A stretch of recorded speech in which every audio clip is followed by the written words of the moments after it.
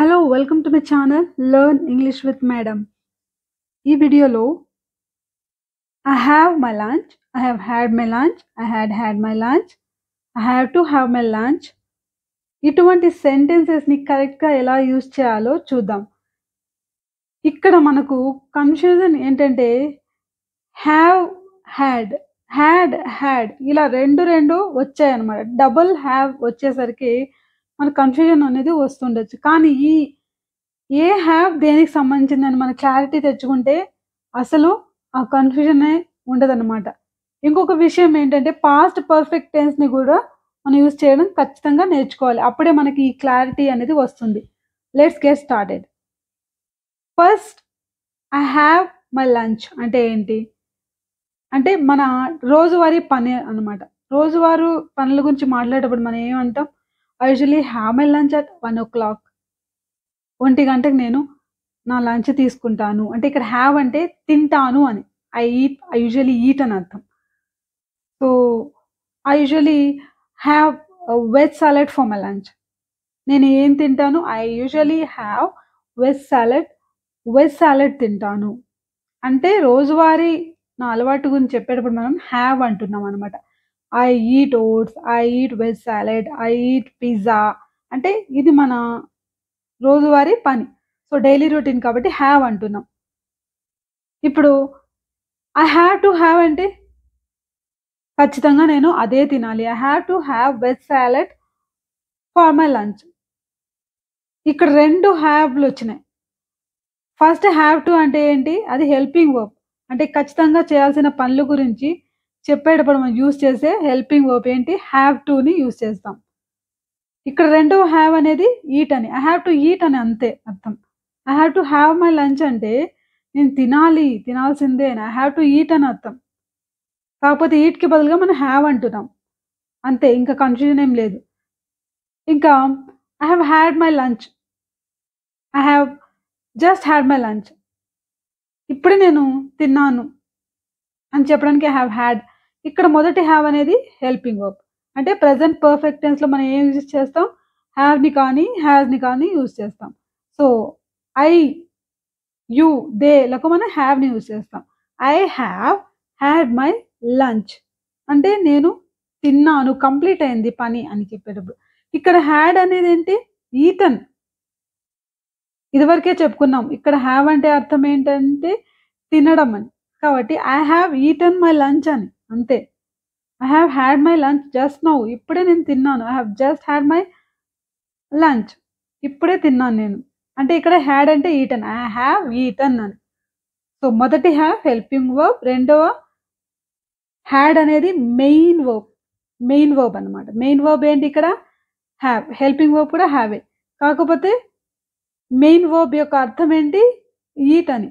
So, I have eaten అదన్నమాట. ఇప్పుడు I had my lunch అంటే ఏంటి? ఐ హ్యాడ్ మై లంచ్ అంటే పాస్ట్ పర్ఫెక్ట్ టెన్స్. మరి ఇక్కడ 2 హ్యాడ్‌లున్నాయి. మొదటి హ్యాడ్ ఏంటి? Helping verb. రెండవ హ్యాడ్ మెయిన్ వర్బ్. అంటే ఈటన్ అని. ఐ హ్యాడ్ ఈటన్ అని అంతే. I had eaten my lunch. మరి ఈ పాస్ట్ పర్ఫెక్ట్ టెన్స్‌ని మనం ఎప్పుడు యూజ్ చేస్తాం? జనరల్‌గా యూజ్ చేయం దీన్ని. దీన్ని ఎలాంటి సందర్భాల్లో యూజ్ చేస్తామంటే గతంలో 2 ఇన్సిడెంట్స్ జరిగి ఉంటే, ఫలానా ఇన్సిడెంట్ జరిగేటప్పటికి ఇది జరిగింది అని చెప్పడానికి యూజ్ చేస్తాం. అంటే 2 యాక్షన్స్ పాస్ట్‌లోనే ఉండాలి. అటువంటి సందర్భాల్లో మాత్రమే మనం పాస్ట్ పర్ఫెక్ట్ టెన్స్‌ని గాని, పాస్ట్ పర్ఫెక్ట్ కంటిన్యూయస్ టెన్స్‌ని గాని యూజ్ చేస్తాం. సో, ఎగ్జాంపుల్‌కి ఇప్పుడు మనం ఐ హ్యాడ్ మై లంచ్ అన్నాం.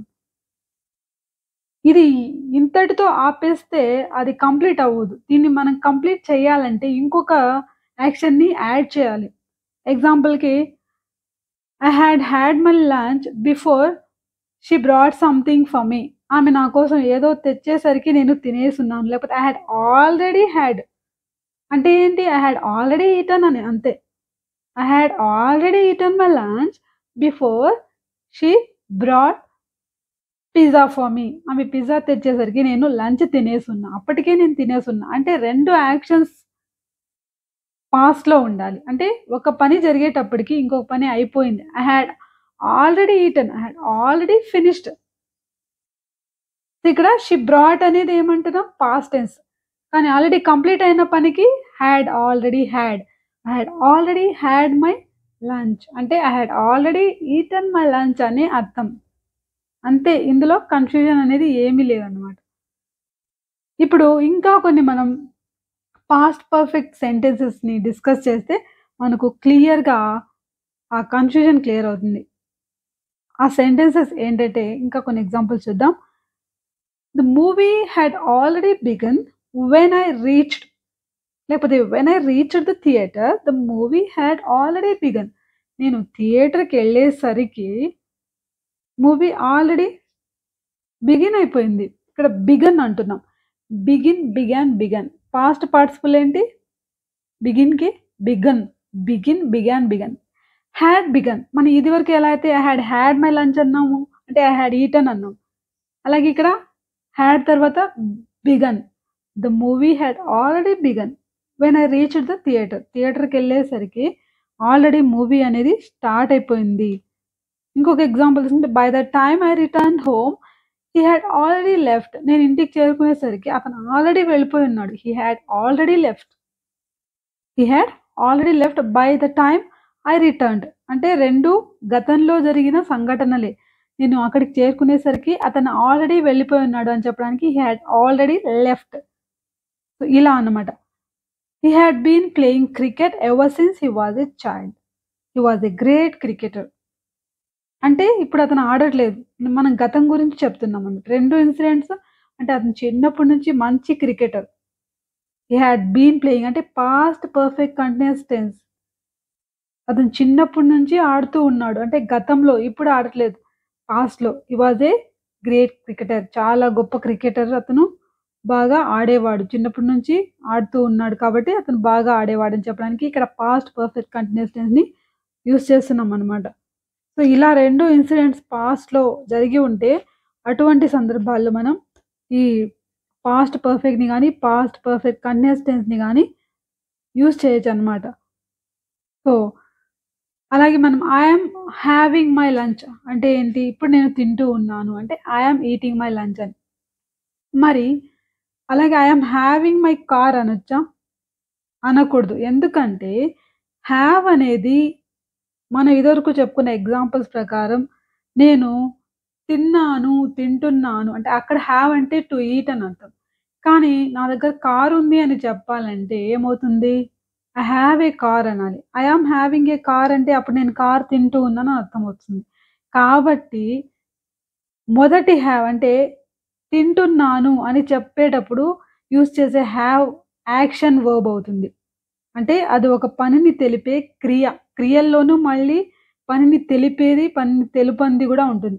మరి మన దగ్గర కార్ ఉంది అని చెప్పడానికి ఐ హావ్ ఏ కార్ అన్నామనుకోండి. అక్కడ హావ్ అనేది ఏం పనిని తెలపట్లేదు. నా దగ్గర ఉంది అని చెప్పడానికి మాత్రమే యూజ్ చేస్తున్నాం మనం. కాబట్టి I am having a car అని అనకూడదు. I am having my lunch అనేది కరెక్టే. కానీ అక్కడ మీనింగ్ వేరే. అంటే I am eating my lunch. I am having my car అంటే అది తప్పు. ఐ హావ్ ఏ కార్ అనాలి. సో, ఇలా అన్నమాట. I am having lunch with my cousin on Monday. నేను తినబోతున్నా అని అర్థం. మండే నేను తినబోతున్నాను. లంచ్ చేయబోతున్నా. I am going to have అని అర్థం. So, I'm gonna have. I have to have. I will have to have. తినాల్సి వస్తుంది అంటే I will have to have. అంటే హావ్ టు తర్వాత వచ్చే హావ్ అంటే ఏంటి? Eat. I will have to eat అని అర్థం. అంతే సింపుల్.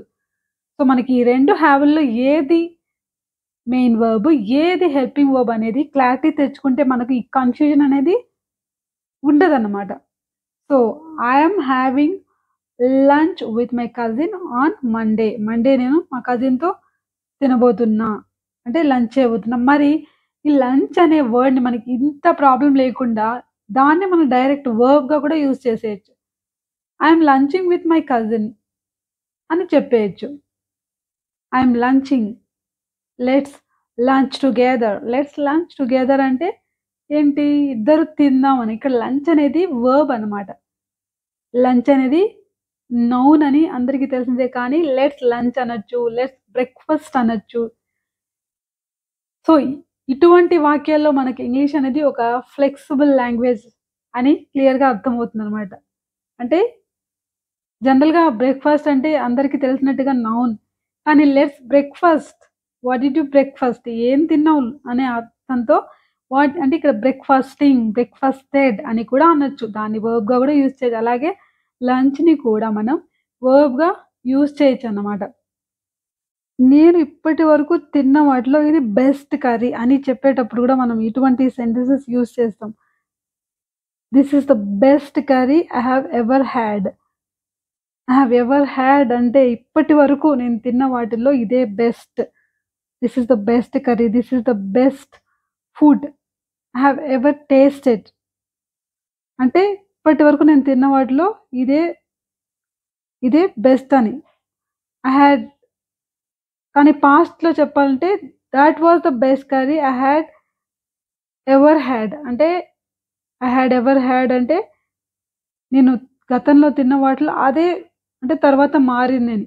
ఇప్పుడు ప్రస్తుతం చెప్పాలంటే this is the best curry I have ever had. అంటే ఇక్కడ ఐ హావ్ ఎవర్ హాడ్ అంటే మొదటి హావ్ వచ్చి హెల్పింగ్ వర్బ్. రెండవ హాడ్ ఏదైతే ఉందో అది ఐ హావ్ ఎవర్ ఈటన్ అని అర్థం అన్నమాట. సో, ఇలా మనం హావ్ హాడ్‌ని కొద్దిగా క్లారిటీ తెచ్చుకుంటే ఈజీగా ఇటువంటి వాక్యాలు యూజ్ చేయొచ్చు. ఇప్పుడు మీకోసం ఒక క్వెషన్. అదేంటంటే నువ్వు లంచ్ చేశావా? లంచ్ చేశావా? లేకపోతే లంచ్ తిన్నావా? అని అడగడానికి ప్రెజెంట్ పర్ఫెక్ట్ టెన్స్ యూజ్ చేసి ఎలా అడగాలి? క్వెషన్ ఎలా చేయాలో సింపుల్ మీరు కామెంట్ బాక్స్‌లో తెలియచేయండి. సో, ఈ వీడియో నచ్చితే లైక్ చేయండి, షేర్ చేయండి, సబ్స్క్రైబ్ చేయండి. Thank you. Keep watching.